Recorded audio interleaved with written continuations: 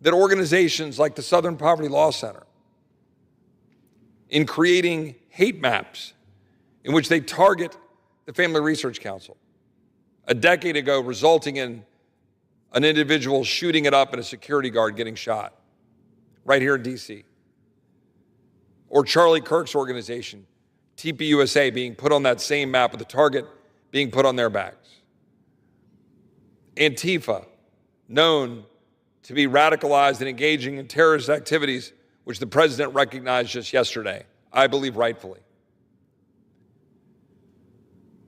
The extent to which there is an extraordinary network funded not just by George Soros, but a large number of radical billionaires that are funding organizations dedicated to putting into office DAs and judges who put criminals on the street, who allow dangerous criminals to walk among us in our communities,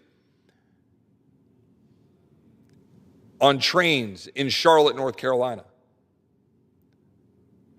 where a young woman from Ukraine was butchered by someone who had been in and out of arrest and jail 14 times.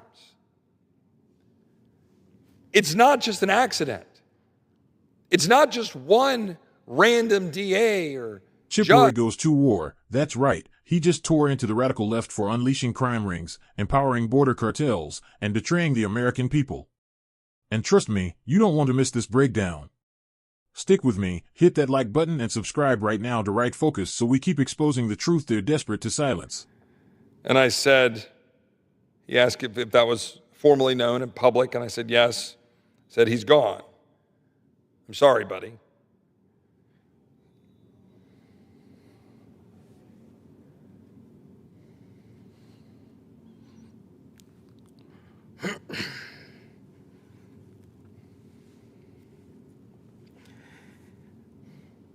He said, I would have loved to meet him one day. And then he sent me a Bible verse. He said, therefore, my dear brothers and sisters, stand firm. Let nothing move you. Always give yourselves fully to the work of the Lord, because you know that your labor in the Lord is not in vain.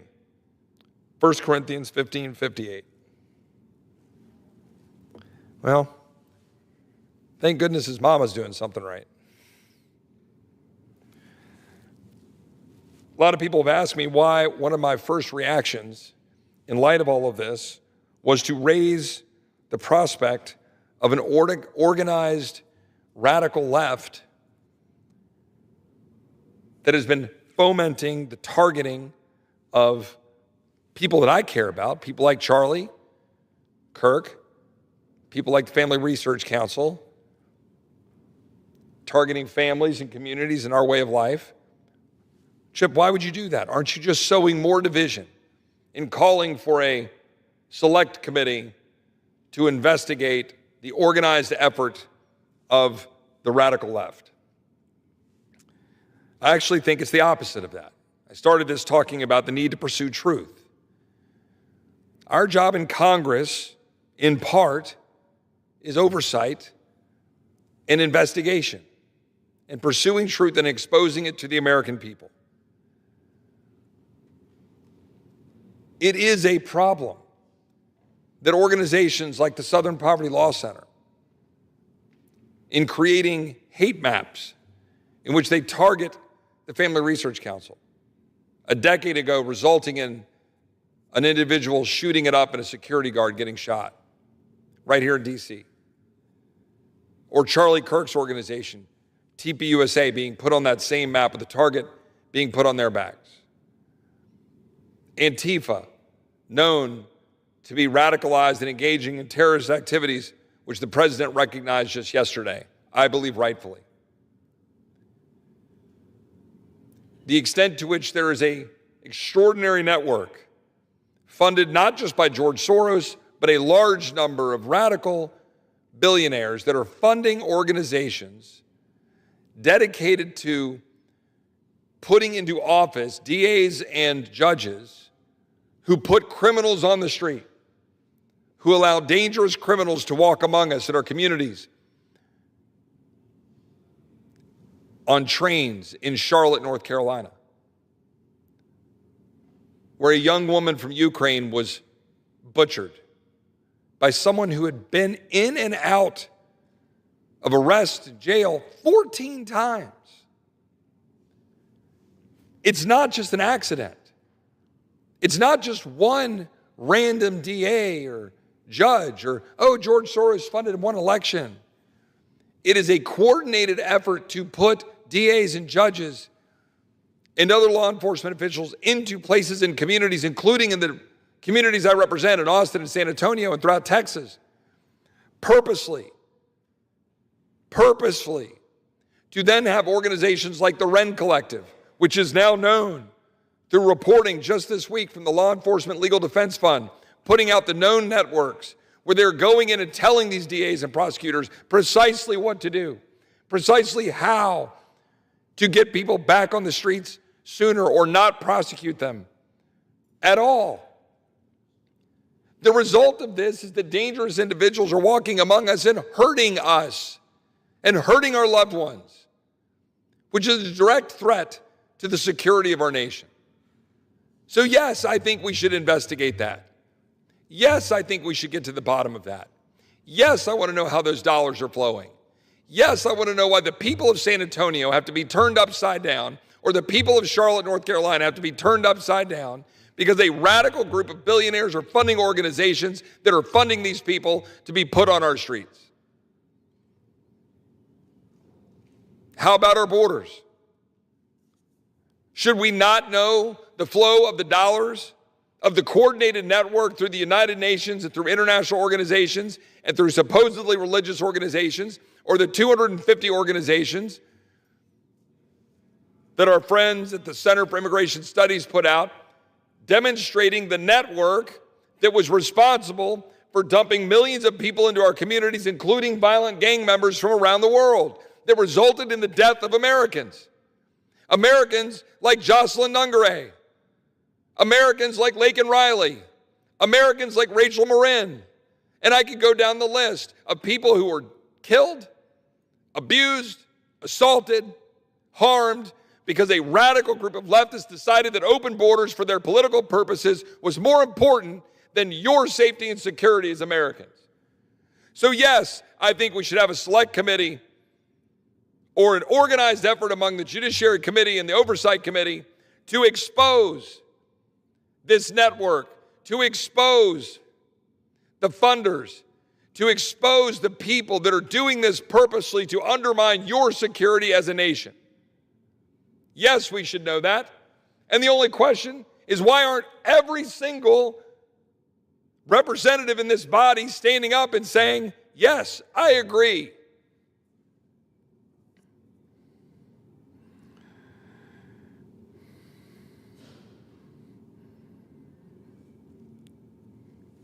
I agree with Vice President J.D. Vance, Deputy Chief of Staff Stephen Miller, and they put forward plans to go after leftist non-governmental organization in the wake of Charlie Kirk's murder. The Vice President said, we're going to go after the NGO networks that foment, facilitate, and engage in violence. We're going to channel all the anger that we have over the organized campaign that led to this assassination to uproot and dismantle these terrorist networks. The Vice President is correct. My friend Stephen Miller is correct.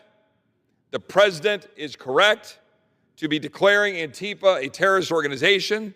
Enough is enough. Enough with the disruption of our nation.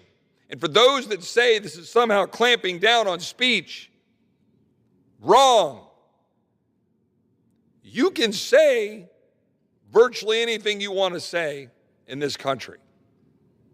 But number one, there's consequences to that, including getting fired, including having television shows canceled, because there's a limit to what a society should have to take. And if you're going to say crazy things, then there can be a consequence to saying those crazy things. And that is okay. And no it is not interfering with your First Amendment rights to say that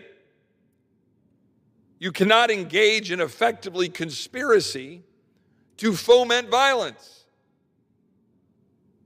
including, by the way, the riots in 2020. In the false name of supposedly healing racial division, or in this name of certain lives mattering, because we want to divide our country further.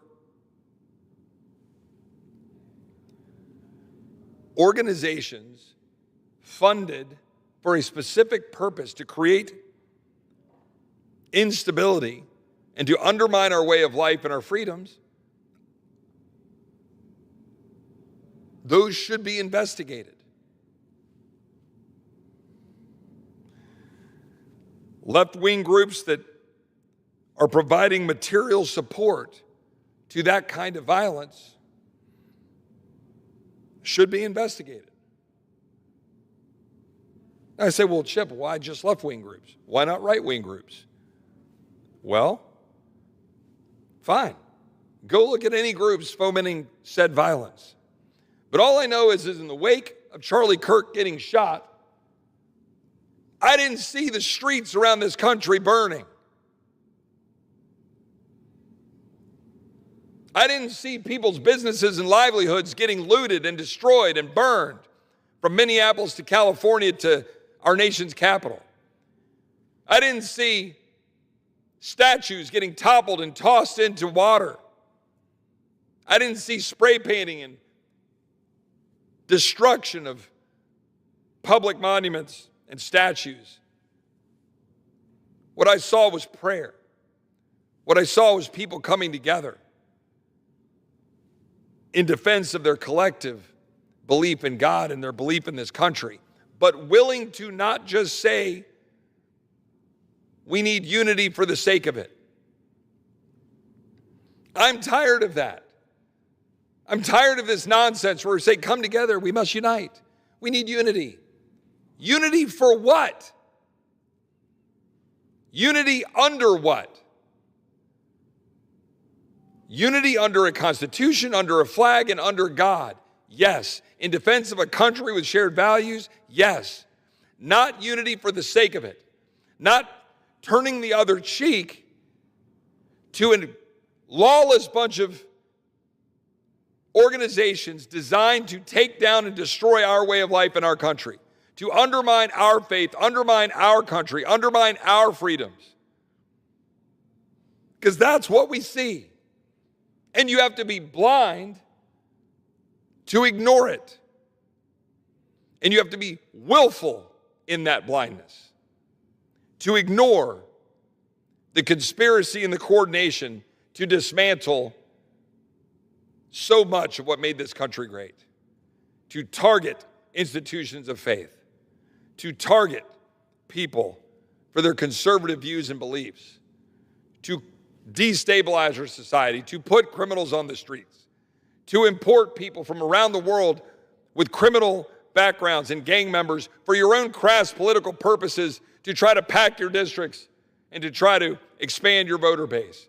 Well, it's not working, because this administration and those of us who have stood up to fight this and expose this are seeing to it that we're removing people from this country who should be removed, securing the border so that people aren't flooding across it, standing with law enforcement, securing our communities, backing the blue, restoring safety and security, not just at our nation's capital, but around the country, and making this country a place where you can achieve the American dream again, but only if we are willing to take on these organizations that are still causing the lawless to be walking among us, that resulted directly in the death of a Ukrainian refugee who thought she could live the American dream, and it was taken away from her because people were purposely put on the street who are dangerous. There's no other way to look at that. That's literally what happened.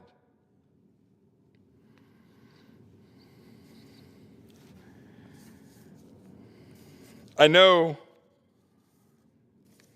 that there's going to be a lot more conversations and speeches about Charlie coming up, but I'll just close with this. In a 1981 speech, which is hard to believe was almost 45 years ago, President Reagan declared, quote, liberal pro-criminal policies as rooted in utopian presumptions about human nature. For all our science and sophistication, for all our justified pride and intellectual accomplishment, we should never forget the jungle is always there waiting to take us over. He observed that the liberal belief that criminal justice is solely for rehabilitation instead of incapacitation and deterrence is rooted in a belief that there was nothing permanent or absolute about man's nature, and that by changing his environment, we could permanently change man and usher in a great new age. President Reagan was right.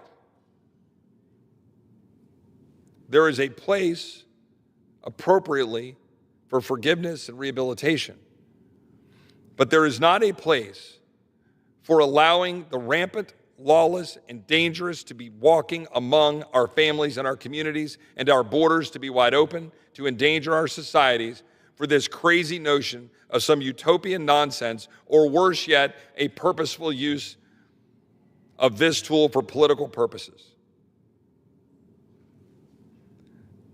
I applaud the president for doing what he's doing to try to secure our country. I call on my colleagues to band together to expose to the American people these organized efforts that are undermining our security and our way of life, targeted specifically at us. It is high time that we expose it. It is high time that we do something about it. And if we learned anything from what we saw unfold that resulted in the murder of Charlie, it is that we go find the people that are just as guilty as the young man that pulled that trigger, the people who are just as guilty because they created that environment, they fomented the radicalization and the creation of an environment where that occurred, knowingly destabilizing our society in the process. With that, Mr. Speaker,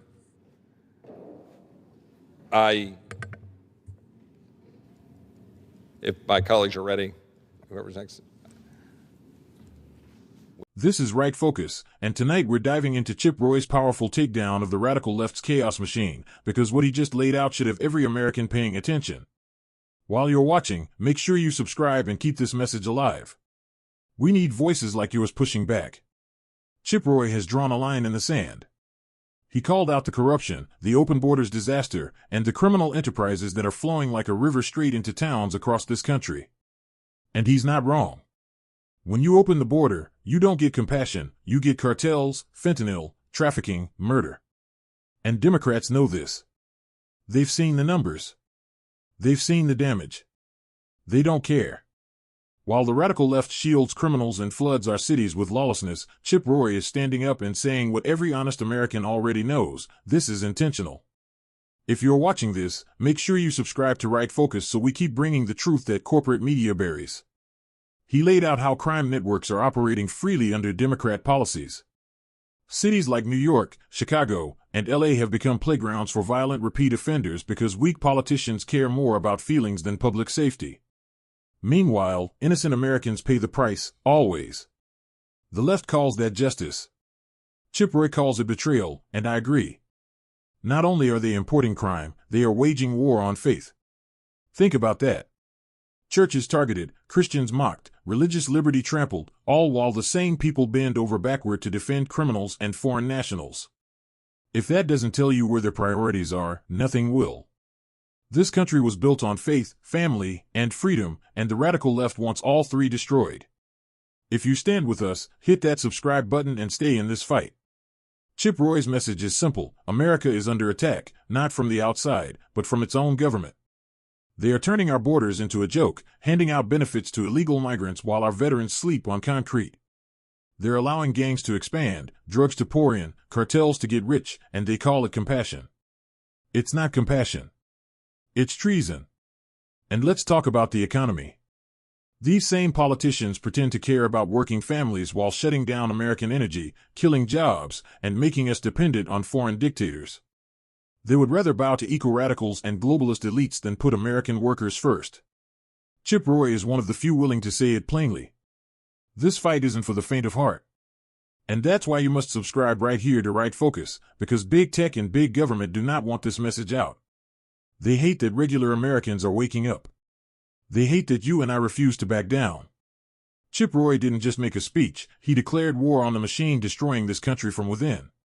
And the more they try to silence voices like his, and like ours, the louder we will get. So again, if you believe in secure borders, in faith, in law and order, in American energy, in protecting our families, then hit subscribe right now. This is just beginning. Right Focus, signing out. Stay loud. Stay vigilant. And stay free.